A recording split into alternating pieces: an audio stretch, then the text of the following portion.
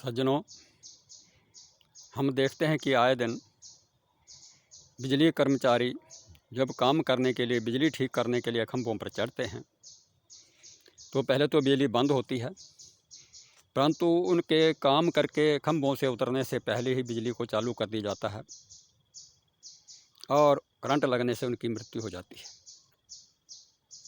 हम देखते हैं कि सफाई कर्मचारी जो शहरों में, बाज़ारों में, नगर पालिकाओं के बीच में गंदी नालियों को साफ़ करते हैं, गंदगी साफ़ करते हैं, निकालते हैं, दूर फेंकते हैं ले जा कर के, और जो बाज़ार के बीच में सड़कों के किनारे बने हुए मेन होल है उनमें से भी गंदगी को निकालते हैं और कहीं दूसरी जगह उनको भेजते हैं गंदगी को। सेवा करने के लिए जब खड्डों के बीच में उतरते हैं, मेन हॉल के बीच में उतरते हैं, तो जहरीली गैसों के कारण उनकी मृत्यु हो जाती है या कहीं मूर्छित हो जाते हैं। इसके साथ हम देखते हैं आवारा पशु, जिनके लिए देश में लाखों गौशालाएं बनी हुई हैं, परंतु फिर भी पशु जो हैं आवारा पशु सड़कों पर घूम रहे होते हैं, सांड आपस में लड़ते झगड़ते हैं और आज आने जाने वाले मुसाफिर, साइकिलों वाले, मोटरसाइकिल वाले, टेम्पू वाले या पैदल चलने वाले उनके झगड़े में फंस जाते हैं, रगड़े जाते हैं, कोई जख्मी हो जाते हैं, कोई मृत्यु को प्राप्त हो जाते हैं। इसके साथ ही हम देखते हैं कि जंगली जानवर जो जंगलों को छोड़ करके बाज़ारों के बीच में आ जाते हैं, शहरों के बीच में आ जाते हैं और वहाँ जो पालतू पशु हैं उनका शिकार करते हैं, उनको मार देते हैं।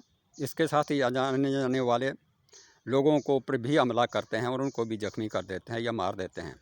छोटे छोटे बच्चों को उठाकर ले जाते हैं और मार देते हैं।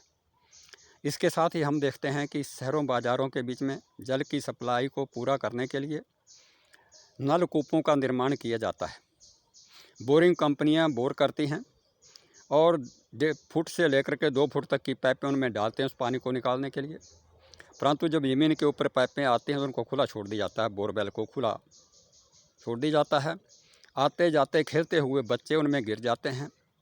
सरकारें इसके लिए प्रयत्न करती है निकालने के लिए, लाखों रुपया खर्च करती हैं, कुछ निकाल ली जाते हैं, जीवित बच जाते हैं सौभाग्य से, और बहुत से बच्चे जो है मृत्यु को प्राप्त हो जाते हैं।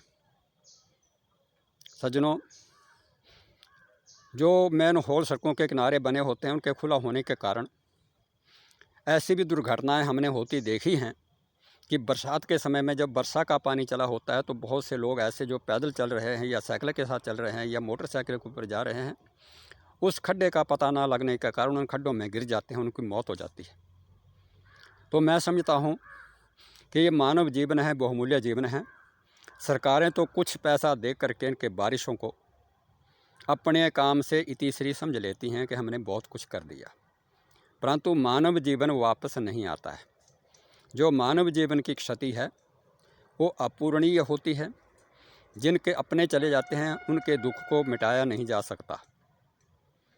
मैं समझता हूँ कि सरकार को इन विभागों में काम करने वाले उच्च अधिकारी, जिनका ये प्रथम कर्तव्य है कि अपने कर्मचारियों की सुरक्षा करें, उनकी सुरक्षा की तरफ ध्यान दें,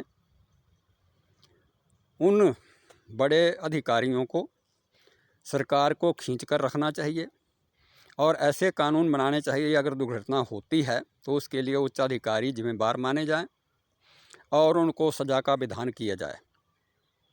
हम समझते हैं कि मानव जीवन से बढ़कर कुछ भी नहीं है। मानव जीवन की सुरक्षा के लिए सरकार को उचित उपाय करने चाहिए, उचित कानून बनाना चाहिए। ऐसे लापरवाह लोगों के प्रति कानूनी रूप से लड़ाई लड़ करके उनको सज़ा का प्रावधान होना चाहिए, जो कि मानव जीवन की परवाह नहीं करते हैं, जिनके कारण ये दुर्घटनाएं होती हैं। अगर सरकार संबंधित विभागों के उच्च अधिकारियों के प्रति कठोर रवैया अपनाती हैं, उनके लिए सख्त कानून बनाती हैं, सजाओं का प्रावधान करती हैं, तो यह मनुष्य का अनमोल जीवन जो है बच सकता है। अनेक बच्चे अनाथ होने से बच जाते हैं, अनेक बहनें जो हैं विधवा होने से बच जाती हैं, अनेक माँ बाप अपने बच्चों से रहित होने से बच जाते हैं, उनके बच्चे सुरक्षित हो जाते हैं। इसी भावना के साथ ये वीडियो आपकी सेवा में प्रस्तुत है। जय हिंद, जय भारत।